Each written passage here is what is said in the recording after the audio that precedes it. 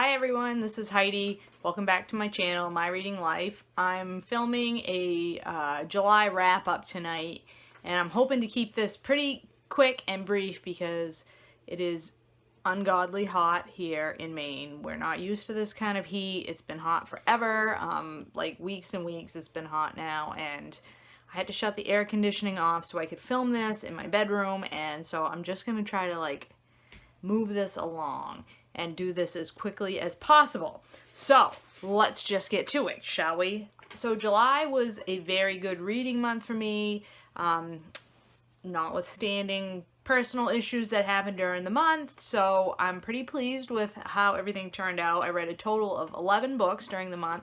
4 of those were audiobooks, 5 were physical books, and 2 were ebooks. So that's a pretty good spread. A lot of audiobook listening just due to somewhat due to what I was listening to, and then somewhat due to what I was working on at work, and a lot of driving, and just had a chance to listen to a lot of audiobooks in July.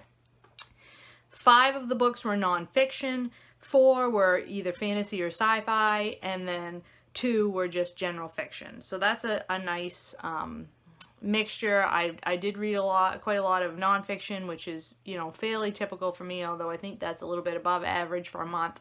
But I read a lot of great books. So almost all of those were 3.5 stars or above in the end. I only had 2 books that I would consider not that great. One of which would be in a review video that just probably posted before this video posted, called The Natural Way of Things, which was the worst book I read in July. And then the best book I read in July was Being Mortal. And both of those books I had individual reviews for, and I will link those reviews down below in the description box. So I'm just going to quickly run through the list of what I read in July.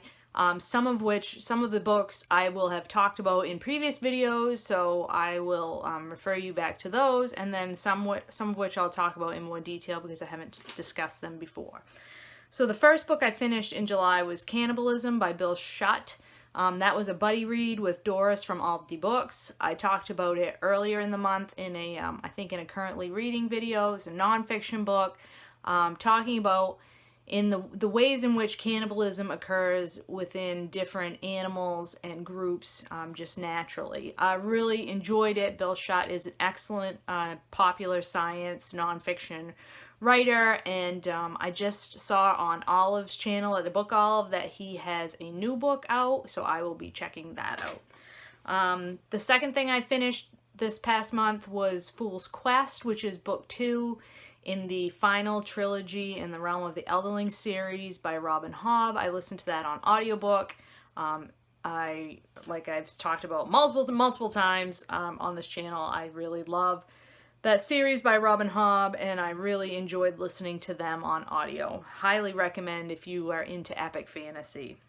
I also finished Obsidio by Kaufman and J. Kristoff, which is a YA science fiction. Obsidio is the 3rd book in the Illuminati Files series, a science fiction series which is written in a unique format. It's written as a report, so there's court documents, there's text transcripts of videos, there's text messages, email messages, all different sorts of formats. There's charts and graphics describing layouts of spaceships.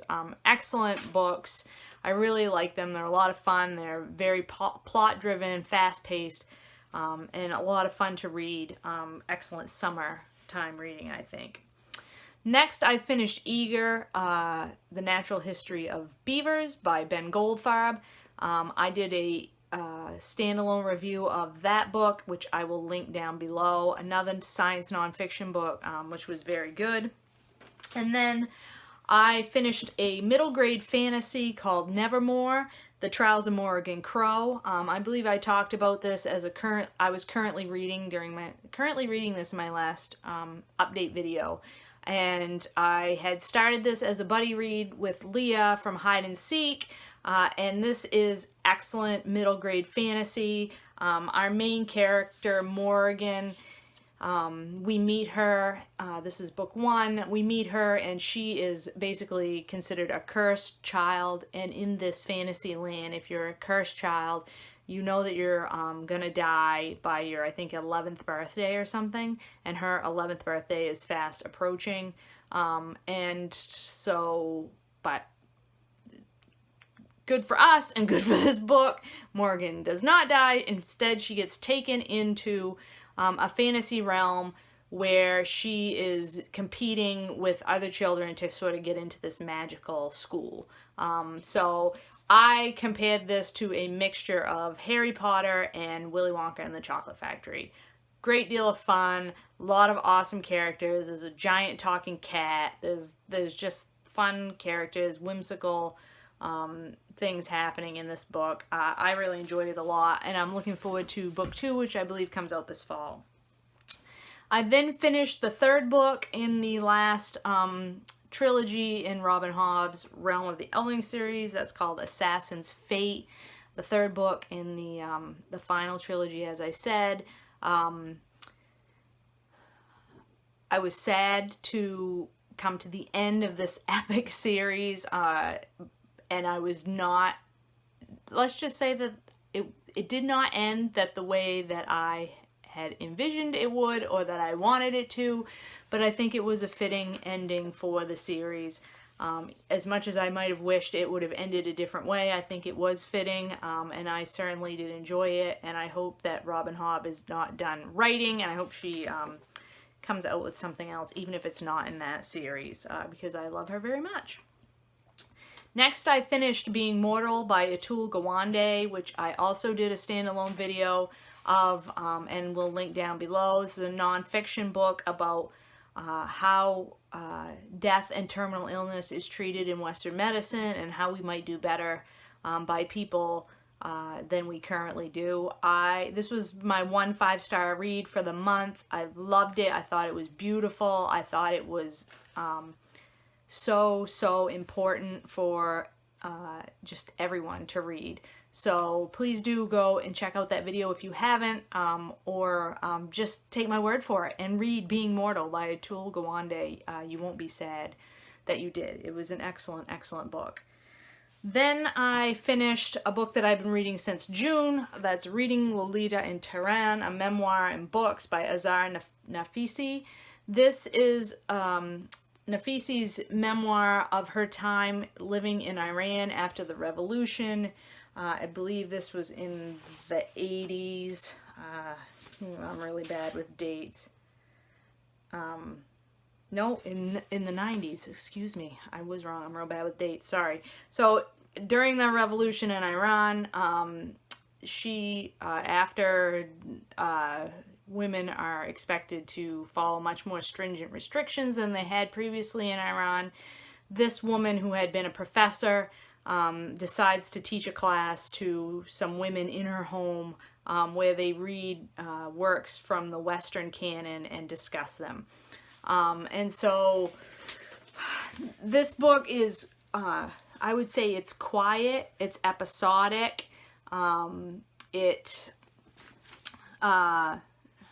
sorry, I can't quite get this so it's not glaring on my face. It is not a fast-paced read by any means, but it's very contemplative, and so I read it slowly. I think that it was interesting from the point of view of I didn't know very much about life in Iran during this time, but it was disappointing in that I expected there to be much more tie-in between the books that the women were reading in their class and what was happening. And I thought that a lot of the connections between the books and the events in this story were kind of,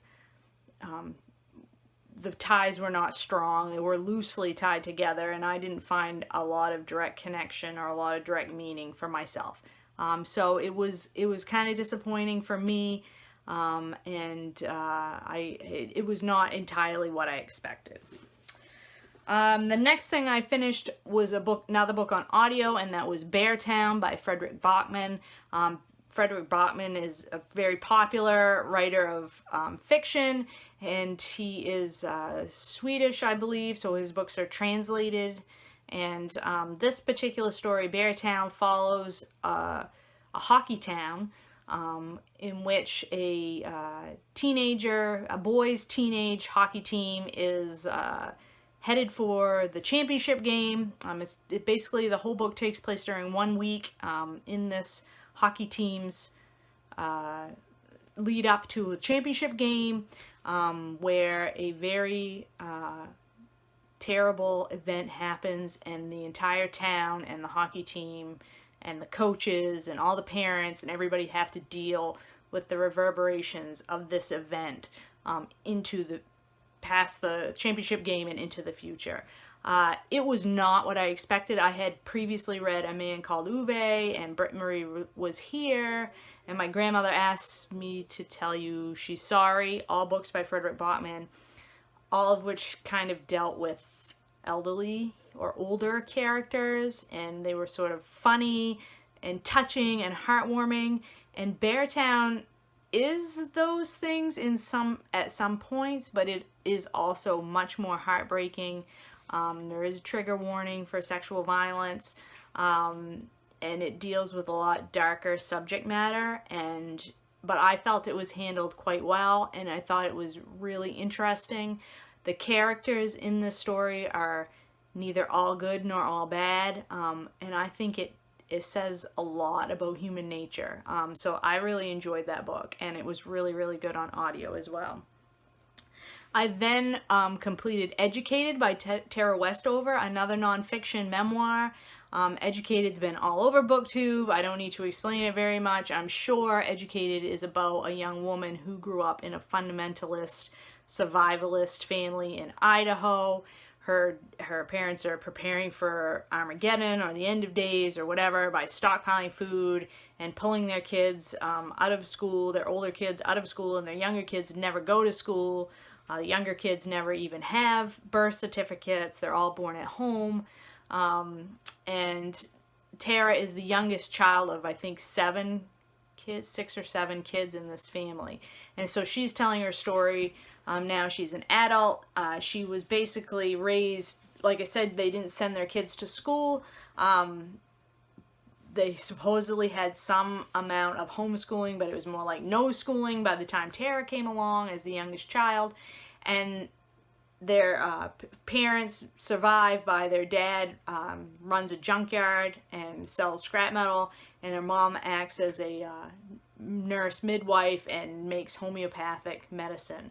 And they don't believe in hospitals or any sort of form of government intervention, so anytime anybody gets hurt in the family, they rely upon their mother's natural healing and homeopathic remedies.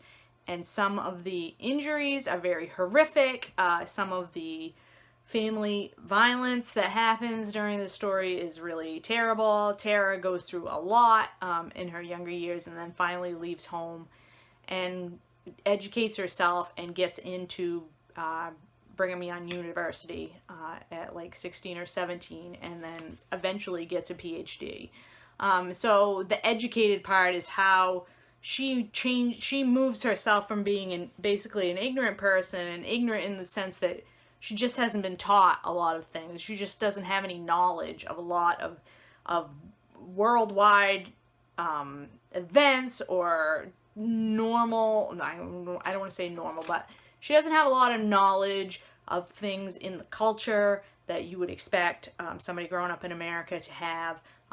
And she's very naive and innocent about a lot of things until she goes to college and begins to slowly educate herself and bring herself up from sort of the ignorance that she has been living in. Fascinating, fascinating book. Again, I listened to it on audio. I didn't want to shut it off. I think I finished it in 2 days.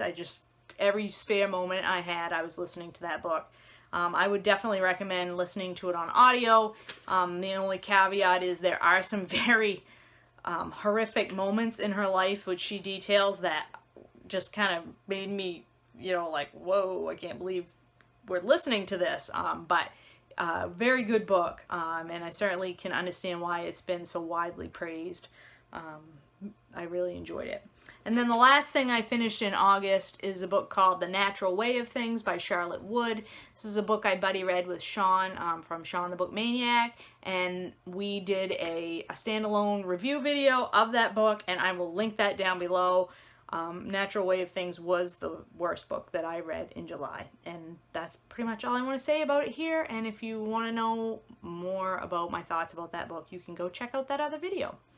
So that was July for me. I was really pleased with how much I ended up reading because the month started out strong in the first week, and then I had some family issues, and I thought, oh, I just didn't read there in the middle, and then for whatever reason the last week or so in the month I really busted out some books. So that was great. I hope you all had a very good July reading month as well, and I will talk to you later.